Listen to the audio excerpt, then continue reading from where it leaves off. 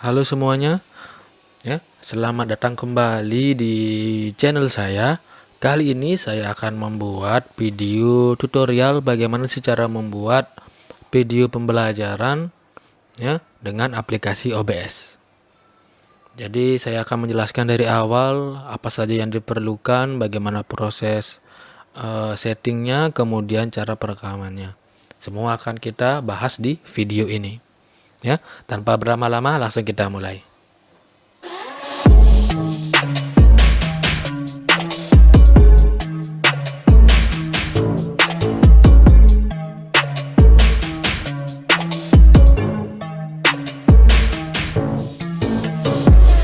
Di awal saya akan menyebutkan dulu apa saja sih yang kita perlukan secara hardware ataupun software untuk membuat video pembelajaran ini.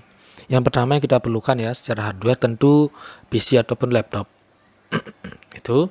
Kemudian kita memerlukan mikrofon untuk merekam suara kita. Kemudian ada lagi webcam ataupun kamera yang terhubung ke PC ataupun laptop kalian. Bisa pakai kamera HP yang dihubungkan sebagai webcam ke PC ataupun laptop. Untuk tutorialnya bagaimana caranya nanti saya kasih linknya di deskripsi. Kemudian kalau mikrofon sih gampang, kalian tinggal colokin aja ke bagian mikrofon di PC ataupun laptop kalian. Kemudian ada green screen, ini juga relatif bisa kalian gunakan atau enggak. Yang jelas kalau kalian menggunakan green screen jadi latarnya enggak kelihatan, jadi yang terlihat adalah mungkin PowerPoint atau media pembelajaran kalian, langsung di depannya bagian kecil wajah kalian, jadi enggak ada bagian latarnya, ini enggak kelihatan. Ini relatif bisa dipakai ataupun enggak, begitu. Kemudian apalagi, itu saja saya rasa. Kemudian untuk softwarenya yang harus kalian install di PC atau laptop kalian, karena kalian harus menginstal yang namanya OBS Studio. Jadi ini merupakan aplikasi atau ini merupakan aplikasi untuk melakukan streaming biasanya, dan juga bisa digunakan untuk recording. Nah, kali ini sesuai dengan judul video saya, kali ini kita akan melakukan recording video pembelajaran dengan menggunakan OBS. Nah, itu saja dari software dan hardware yang kita perlukan. Untuk selanjutnya kita akan mengubah dulu PowerPoint-nya agar bisa masuk ke aplikasi OBS. Jadi seperti biasa di sini saya akan menampilkan layar dari PC saya agar kalian lebih mudah untuk meniru atau melakukan tutorial yang saya lakukan. Nah, di sini sebelumnya kalian harus menyiapkan dulu PowerPoint-nya. PowerPoint yang kalian gunakan ataupun media yang kalian gunakan untuk video pembelajaran ini. Kemudian PowerPoint-nya itu dirubah dulu menjadi JPEG atau gambar agar bisa dimasukkan ke OBS.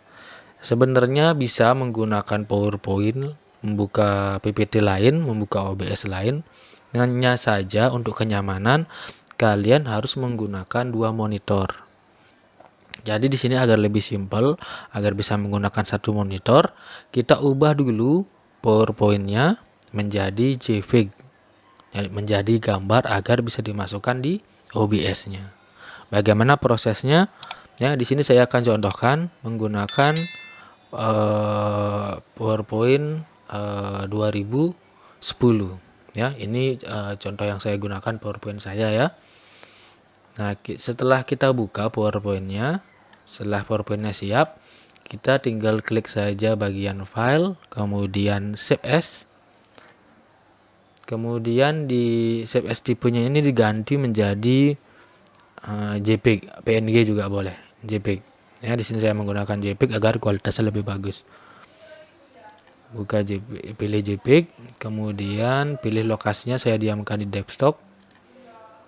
Nah, di sini saya karena sudah jadi saya tumpuk saja yes. Kemudian di bagian ini kalian memilih slide atau slide yang mana saja sih yang ingin kalian ubah menjadi file JPEG. Apakah current slide only, slide ini saja yang ditampilkan, atau every slide, atau semua slide. Jadi karena kita memerlukan semua slide ini, kita bawa ke OBS, kita pilih every slide. Nah, sudah tersimpan. Oke, kita close. Kita sudah nggak pakai lagi PowerPoint ini. Kita lihat di desktop ya. Tadi karena saya nyimpannya di desktop. Biasanya kalau kita pilih every slide, dia berupa folder. Nah, yang ini presentation. Jadi sudah ada berapa slide ini nih? 17 slide. 17 slide yang dirubah menjadi JPEG. Jadi sekarang kita tinggal memindahkannya saja ke OBS. Kita minimize dulu. Kemudian selanjutnya kita akan membuka OBS Studio. Jadi kita setting dulu di sini bagaimana sih tampilan yang kita inginkan. Ya. Saya rubah dulu kalian biar nggak bingung. Di sini ya. Nah, jadi di sini yang ingin kalian tampilkan adalah PowerPoint-nya dulu kan. Jadi kita silakan tambah dulu PowerPoint-nya dengan cara memilih ya di bagian source-nya, cari image slideshow. Silakan kalau mau diganti silakan ganti, kalau enggak ya enggak masalah. Kemudian kita di bagian image files kita klik tambah ini, kemudian add file. Nah, cari di desktop tadi di mana saya simpan, cari. Nah, ini foldernya presentation. Kita open. Nah, otomatis file yang tadi kita pilih akan masuk di sini secara berurutan karena namanya memang sudah berurutan. Kemudian kita kembali ke atas. Nah, untuk slide mode-nya ini kita buat manual. Karena apa? Jadi yang namanya mengajar momentum kapan waktunya kita memilih slide atau memindahkan slide itu kan nggak bisa diatur waktunya per sekian menit atau per 5 menit atau berapa, nggak bisa, karena kan sesuai dengan penjelasannya yang kita lakukan. Jadi kita buat manual saja, jadi kita yang akan memindahkan nanti slide-nya.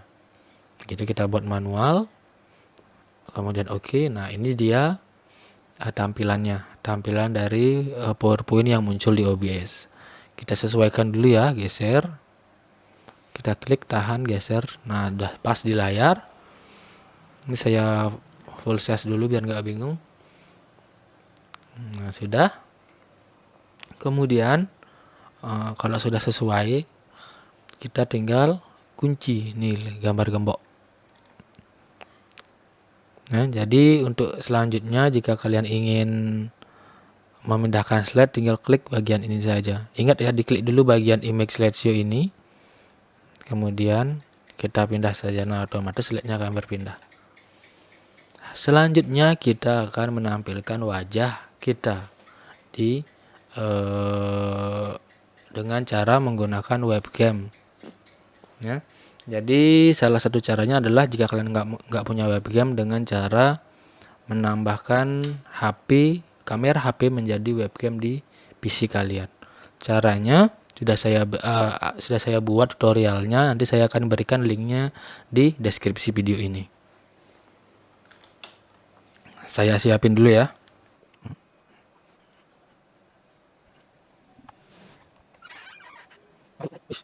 Di sini sudah saya siapkan di kamera HP ini. Kemudian kita ke bagian OBS ya, kembali ya. Kita klik tanda plus ini lagi, kemudian cari video capture device. Kemudian silakan kalau mau diganti namanya, tidak masalah. Kemudian kita cari, saya menggunakan Droid Cam, maka saya akan pilih Droid Cam. Nah, sudah muncul. Kita tinggal klik OK. Nah, untuk posisinya silakan kalian mau di mana, silakan digeser, boleh saja. kemudian disesuaikan besar kecilnya bisa. Kalau mau dipotong silakan klik ALT, tapi saya rasa di sini udah pas ya, saya diamin aja. Saya pindah di sini kayaknya, iya. Nah, sudah selesai, jadi sudah tampil saya. Kemudian bagaimana sih cara menghilangkan latar green screen-nya? Dengan cara sebelumnya saya gembok dulu ya. Saya gembok dulu agar nggak bisa digeser lagi dia. Kemudian kita ke video capture device yang tadi, kita klik kanan, cari filter. Nah, di bagian efek filter ini kita menuju ke tanda plus yang di bawah, cari chroma key. Chroma key, kemudian kita oke saja. Nah, otomatis dia kalau ini sudah green ya, sesuai dengan latar yang kita gunakan. Kalau kalian menggunakan green, ya pilih green, blue ya silakan yang mana. Oke. Di sini saya memilih green, jadi silakan sesuaikan.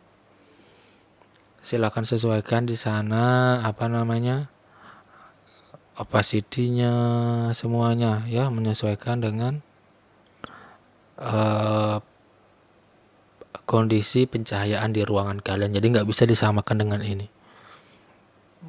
Ya, semuanya menyesuaikan dengan kondisi cahaya di ruangan kalian. Kalau sudah kita tinggal klik OK. Nah, otomatis latarnya dia hilang. Ya. Jadi bisa terlihat kan wajah saya di sana kelihatan. Cuma ada gelap-gelap itu karena memang settingannya belum maksimal. Jadi karena ini contoh saja, jadi untuk settingan green screen-nya belum maksimal ya. Seperti itu.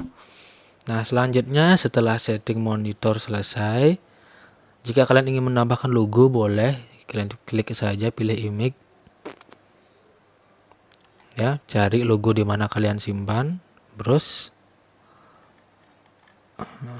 Logo apa ya di sini saya punya. Nah, ini misalnya ada logo live, misalnya streaming gitu loh. Nah, bisa kan di-share di mana boleh, atur sesuai keinginan kalian.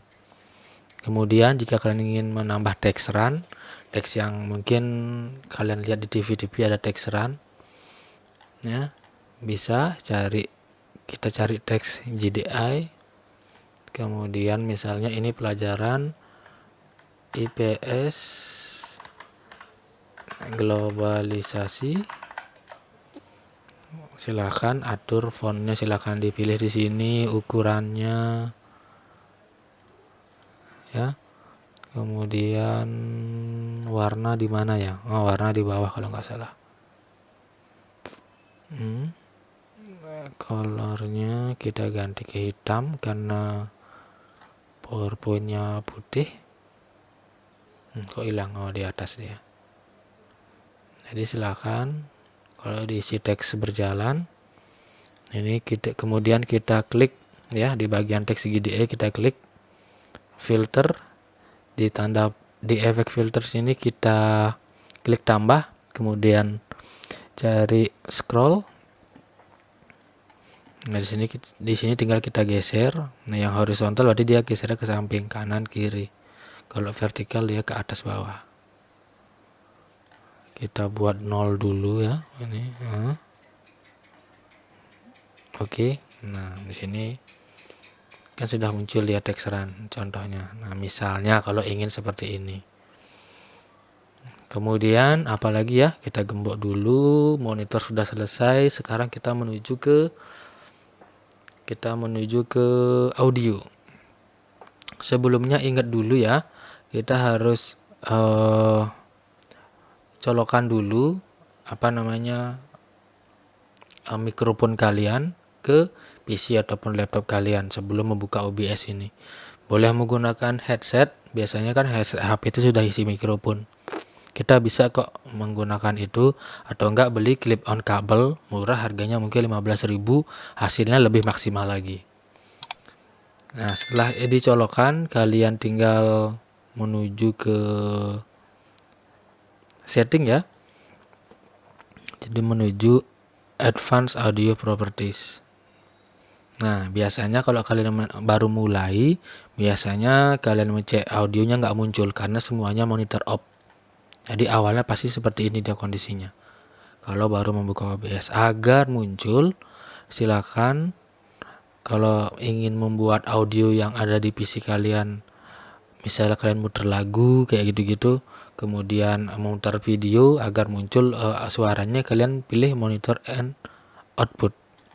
Nah, kemudian untuk di bagian mikrofon ini ya, jadi ini terhubung ke mikrofon kalian, ini juga dibuat monitor dan output. Nah, yang tidak kalian perlukan silakan di off saja, close. Nah, nanti akan muncul audionya. Misalnya masih nggak mau, misalnya masih nggak terdengar suaranya, kalian menuju ke properties di mic-nya. Silakan dipilih audionya, mungkin nggak cocok dia, nggak masuk mikrofon apa yang kalian gunakan, tapi di OBS dia nggak masuk. Silakan dipilih yang mana, dicoba-coba sampai mau. Ya. Nah, coba saya tes dulu mikrofon saya udah masuk nggak. Cek 1 2 3. Nah, monitor sudah jelas. Sekarang tinggal kita atur volumenya, besar kecilnya ya. Sudah terdengar jelas. Apa lagi? Selanjutnya ya tinggal kita rekam saja. Jadi kita klik start recording. Kemudian kembali ya, ingat ya, untuk mengubah slideshow-nya kita tinggal klik bagian ini, make slideshow. Nah, dia akan muncul tanda ini. Tanda play-nya ini nggak akan berfungsi karena kita buat manual. Jika kalian tadi membuatnya auto baru berfungsi. Nih, nah misalnya saya menjelaskan hakikat globalisasi. Globalisasi dibagi menjadi 3 hal, bla bla bla bla. Sudah selesai, next sampai selesai. Kalau sudah, tinggal stop recording.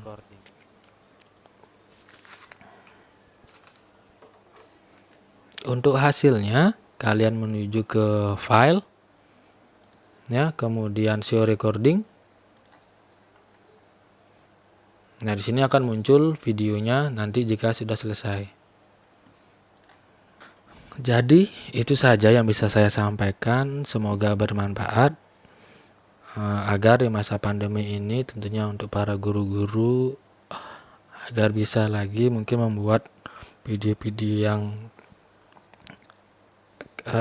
kreatif agar meningkatkan minat belajar dari siswanya, mengingat di masa pandemi ini anak-anak pasti bosan belajar via Zoom, belajar melalui daring dari rumah, pasti tidak hasilnya tidak sebagus seperti kita melakukan kegiatan pembelajaran di rumah, di sekolah. Jadi itu saja yang saya sampaikan. Jangan lupa di like jika memang kalian suka, dislike jika kalian tidak suka.